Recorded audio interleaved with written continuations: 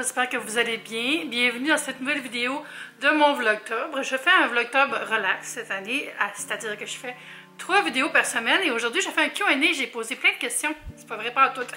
C'est vous qui m'avez posé des questions sur Instagram et quelques-uns sur YouTube aussi. J'avais fait un post dans la section community, là. Je sais pas si vous savez, il y a comme une petite place parce qu'on peut se jaser sur YouTube. Bref, j'ai tout noté ça et aujourd'hui je vais y répondre en mode très relax. Ça fait longtemps que j'ai fait un Q&A puis j'ai tellement des commentaires de gens qui aiment ça, juste des petites jasettes, donc on fait ça aujourd'hui. Mais avant, petite nouvelle de dernière minute un peu parce que c'est demain, mais je suis à l'expo Délices d'automne à Trois-Rivières. J'ai fait 2 ateliers culinaires avec ma complice Nancy Bordelot du blog 5 fourchettes et on va faire un atelier de style cuisine anti-gaspi, économique, tout ça. On va avoir nos livres aussi disponibles pour de la dédicace et pour l'achat. Donc, si vous voulez venir nous voir, je mets le lien sous la vidéo. On va rester un peu après pour vous rencontrer. Donc, venez nous voir si ça vous tente. Il ne fera pas très beau, donc ça peut vous faire une petite sortie qui sort de rester chez vous à regarder des films. Puis, pourquoi pas, hein? On a tellement de la grosse chaleur ce temps-ci, ça va juste faire du bien, un petit peu d'eau frette.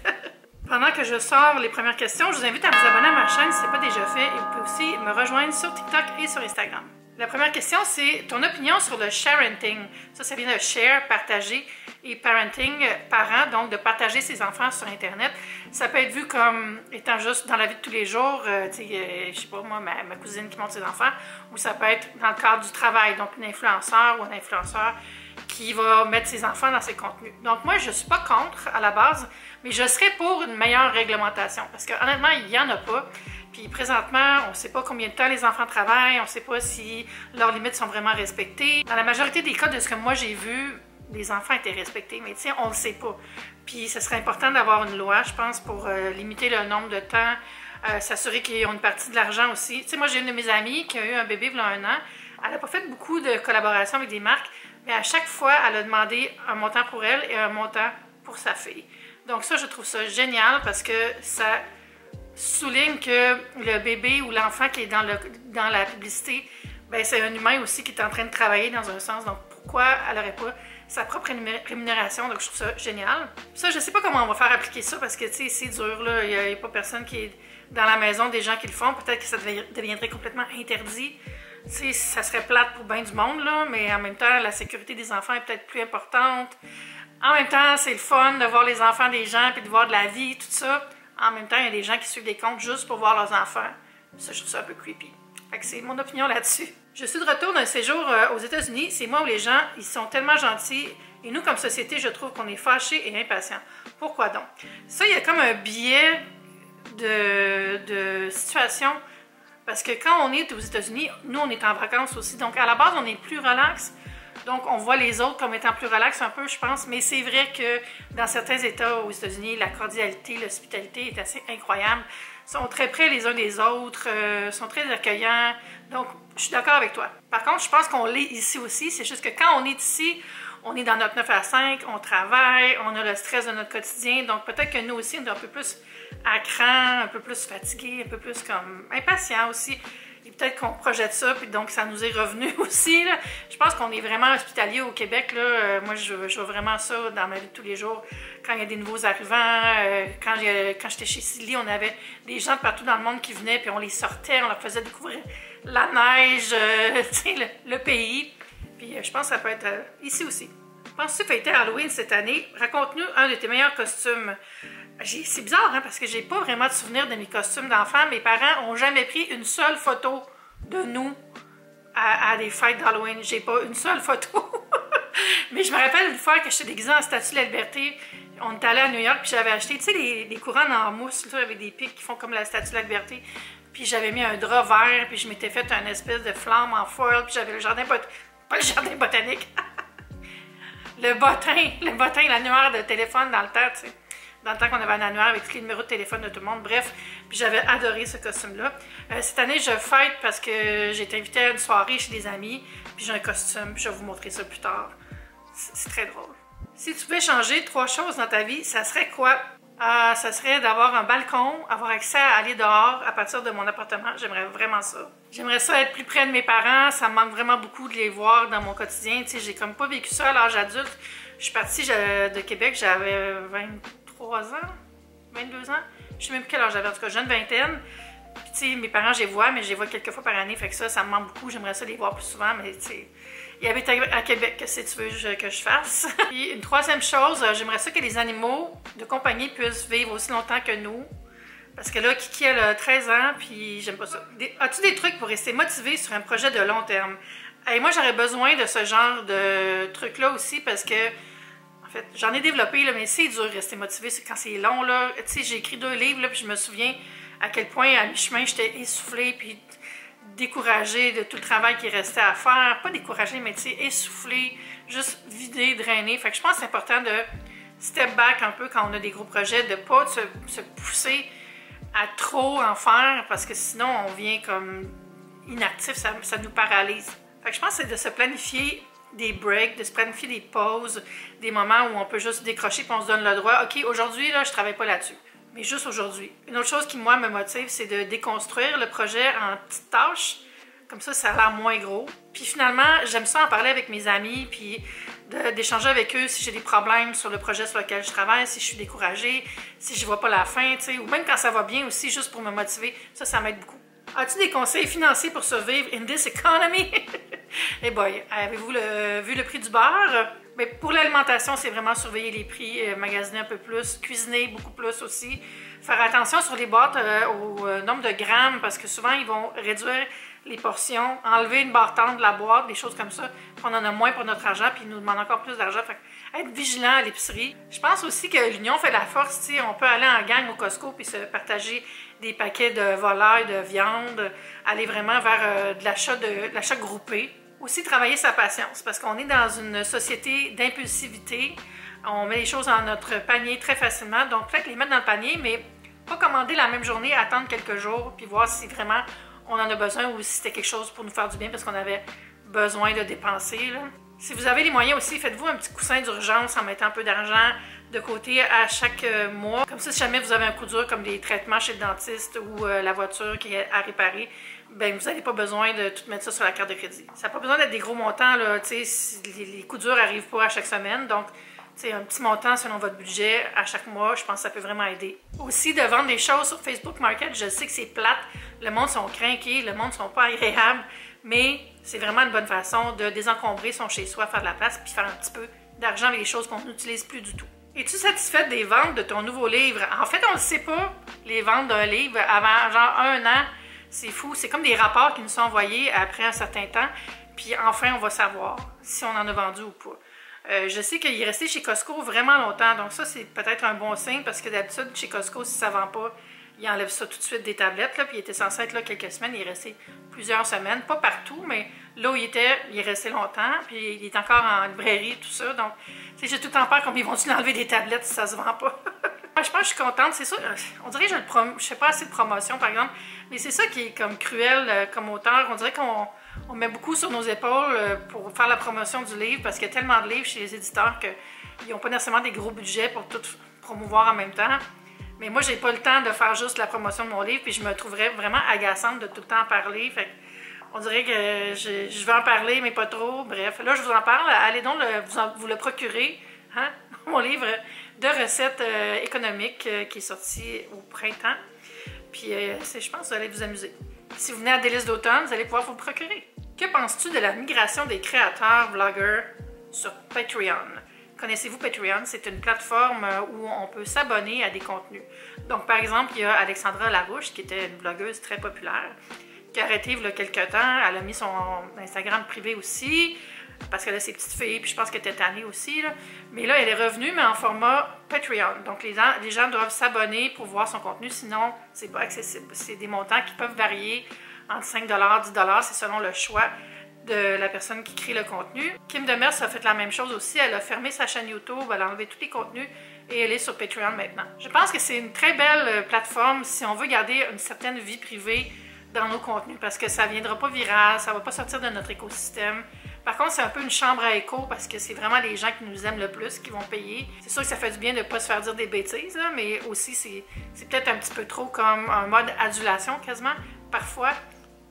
Ça dépend des créateurs aussi. L'autre chose que je trouve bien sur Patreon, c'est que si les gens intègrent leurs enfants dans le contenu, ben au moins peut-être qu'ils vont plus contrôler la visibilité, je sais pas. Par contre, tu sais, les gens n'ont pas un budget infini pour payer des abonnements et c'est là déjà que tous les streamers comme Netflix, Disney+, Amazon Prime, c'est cher, les prix montent. Ils vont installer une nouvelle tarification d'ailleurs, je ne sais pas si vous avez vu. Donc il faut payer pour ne pas avoir de pub. Puis aussi, si vous ne payez pas et que vous avez des pubs, vous n'avez pas accès à tout le catalogue Netflix en passant. Je ne sais pas si vous savez. Là. Disney Plus aussi vont retirer, comme Netflix avait fait, l'accès à avoir des comptes multiples. Donc ça va être vraiment juste les gens à la maison qui peuvent se partager le compte. Et les tarifs vont augmenter. Il va y avoir de la publicité aussi si vous ne payez pas plus cher. Donc tu sais, tout ça coûte déjà cher. Fait que moi, de commencer à m'abonner sur un Patreon ici, un Patreon là, tu sais, 4-5 créateurs, hey, on est rendu à 25-30$ à chaque mois pour voir des trucs qui étaient habituellement gratuits sur YouTube. Je suis pas très séduite par cette offre-là, on va dire. Ce que j'aime beaucoup, par exemple, et je trouve que les gens devraient plus faire ça, c'est le membership sur une chaîne. Donc, moi, je pense à le faire d'ailleurs. C'est comme, c'est pareil que sur Patreon. Donc, vous vous abonnez, mettons 5$ par mois, puis... Mais ce que j'aime, c'est de ne pas mettre des choses privées, justement. C'est juste comme pour encourager les créateurs qu'on aime. Puis il peut avoir une gratuité. Par exemple, moi, si je ne suis pas en train de l'organiser, mais mettons, si je le faisais, je ferais, mettons, 2 lives par mois à mes abonnés qui sont dans le membership. Mais tout le reste ouvert à tout le monde. Donc des contenus bonus peut-être, mais de jamais gatekeep, de jamais fermer mes vlogs et toutes les vidéos que je fais normalement. Si j'en suis, moi j'aime beaucoup le podcast de H3H3, puis je suis membre depuis des années.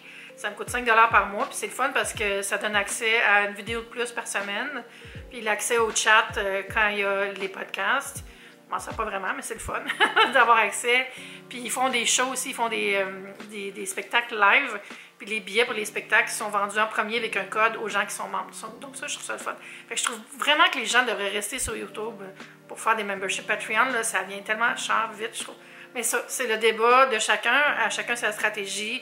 C'est juste que moi, je ne payerai jamais pour du contenu que j'avais sur YouTube avant sur Patreon. Il faudrait que ça soit vraiment une plus-value. Beaucoup de photos, des discussions live, tout ça, parce qu'il y a plus de contenu qu'on peut mettre sur Patreon. Bref, vous, est-ce que vous êtes membre sur YouTube ou sur Patreon? Est-ce que vous suivez des chaînes? Si oui, lesquelles? Que penses-tu de YouTube maintenant? Ça a beaucoup changé. Avant, on était vraiment dans un mode communauté, les gens qui faisaient beaucoup de collabs, tout ça.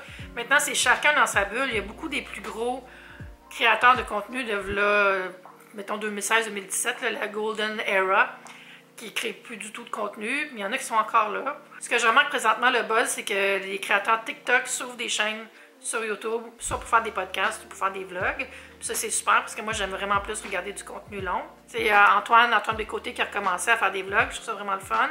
Puis Deux filles ordinaires sont encore là, ils ne publient pas autant qu'avant, mais tu sais, c'est des mamans maintenant, tout ça.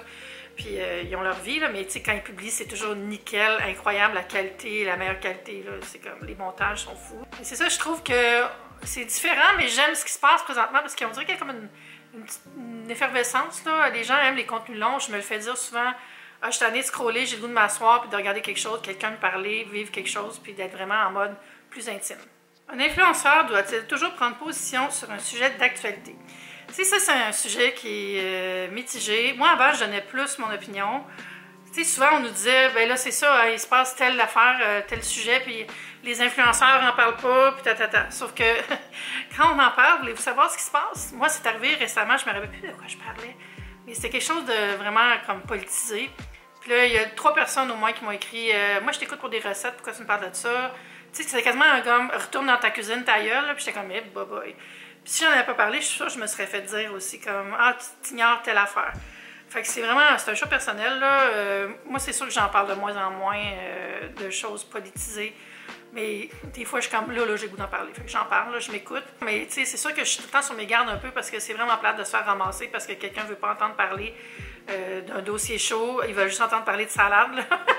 Mais je peux comprendre parce que, tu sais, mon compte, c'est pas un compte personnel depuis plusieurs années, c'est plus un compte business, on va dire, tu sais, plateforme, c'est tous mes contrats, c'est tous mes contenus que je fais, comme si j'étais un magazine un peu, je sais pas, c'est le meilleur exemple que je peux prendre, là, parce que j'en ai un compte Instagram personnel, mais il est rendu inactif, j'ai même changé de nom, puis je publie rien dessus depuis 2 ans quasiment, je pense. Si j'avais encore un compte personnel, je suis sûre que je publierais des opinions dessus, mais en mode contenu, je pense que je fais vraiment plus attention, puis je vais en parler sur Facebook ou sur Threads maintenant, c'est ça, j'en parlais plus sur Twitter avant, mais j'ai plus de Twitter depuis un bout, là, fait que Puis si vous n'avez pas envie d'entendre les opinions d'un Instagrammeur, c'est vraiment correct, mais c'est pas nécessaire de dire « retourne dans ta cuisine ».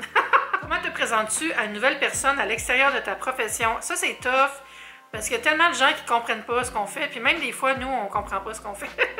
Tu sais, je veux pas dire influenceur, parce que tout de suite, les gens qui connaissent moins ça pensent juste à Sunwing, vaping, tu sais, les choses un peu plus superficielles.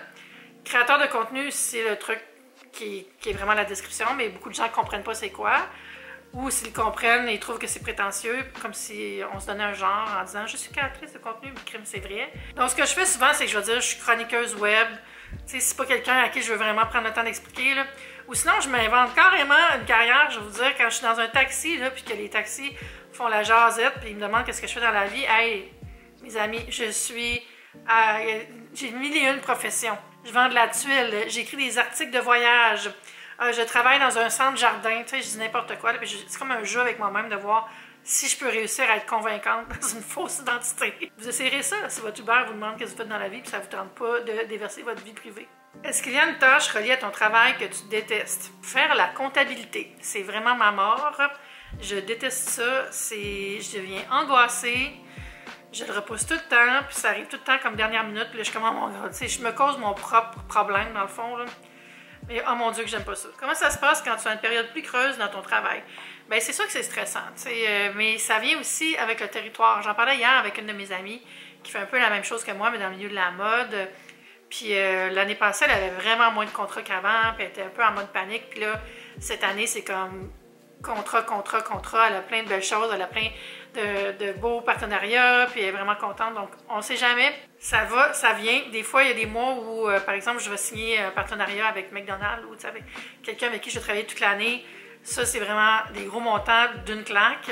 Puis d'autres mois, je vais plus faire des contenus pour moi, puis j'ai moins de gros contrats, mais c'est juste de savoir gérer son argent, là, de ne pas dépenser tout à mesure que ça rentre, de vraiment avoir une structure. Moi, je me verse une paye, puis le reste, ça va pour payer mes impôts, puis pour économiser, puis les dépenses, tout ça, là. Pas les dépenses, mais les dépenses pour le bureau, d'affaires. Mais mon argent à moi personnel, je me verse vraiment un salaire, un certain montant à toutes les 2 semaines. Ça fait que c'est moins stressant dans le quotidien de gérer comme le stress de ne pas avoir une entrée d'argent qui vient de l'extérieur à toutes les semaines, comme une paye normale ou à toutes les 2 semaines. Parce qu'aussi, des fois, tu fais un contrat, puis ça peut prendre 60 jours, 90 jours avant d'être payé. Donc, il faut vraiment planifier son argent, budgéter comme il faut, savoir faire ses suivis, puis obtenir ces paiements-là aussi. Des fois, ça arrive en retard, puis ça, c'est tellement plate. J'ai tellement ça, faire les suivis, là, quand les gens ne payent pas, là, ça arrive pas souvent, là, mais oh my God, j'ai ça. Ça va être tout pour ce petit vidéo de style Q&A. Je vais filmer une autre vidéo. Là, demain, c'est ça, je m'en vais à des listes d'automne, donc j'aurai pas le temps de filmer. Je vais pas filmer là-bas, parce que ça va trop me stresser là, de faire du contenu. Donc, c'est ça, on part demain matin très tôt, petit café, petit déj sur la route. On va arriver à des listes d'automne pour la première présentation qui est à 1h45. La deuxième est à 17h, donc ça donne du temps pour rencontrer les gens et aller se promener, même s'il pleut. Puis après, c'est ça, l'autre présentation. Puis en soirée, on va au restaurant de l'hôtel Delta qui m'héberge aussi. Je tiens à les remercier. Je vais sûrement faire du contenu sur cet hôtel-là parce que j'aime ça, vous montrer les chambres, tout ça. Ça sera sur Instagram, puis probablement sur le blog aussi, à voir. Et après, le lendemain, on va être à Trois-Rivières, donc on va sûrement aller voir des petits trucs à Trois-Rivières avant de revenir à Montréal. Donc, ça sera probablement dans mes prochains contenus aussi, à voir si je fais des petits clips juste pour vous montrer ça dans un autre vlog. Là, je vais aller reposer ma voix parce que je suis quand même inquiète. J'ai de la misère avec ma voix aujourd'hui. Pas de facile. Merci d'être là. Merci de passer ce mois d'octobre avec moi. Puis on se dit à bientôt pour une prochaine vidéo. Bye! Qu'est-ce que tu fais, belle fille? Qui me fait de la façon tout le long de la vidéo? Bye!